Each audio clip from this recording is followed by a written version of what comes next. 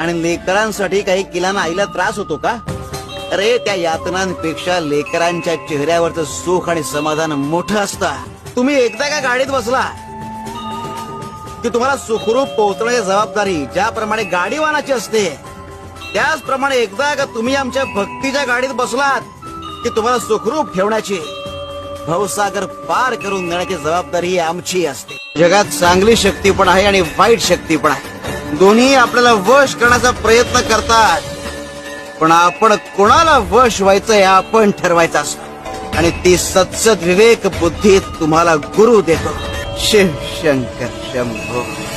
ज्याच्या एका दृष्टिक्षेपानं अवघ्या सृष्टीत चैतन्य निर्माण होता, ज्याच्या एका कृपा दृष्टीनं जन्मोजन्मीचा उद्धार होतो, त्याची दृष्ट काढण्याचं सामर्थ्य फक्त आईतच असतं. आईचं स्थान हे परमेश्वराहून वरचं स्थान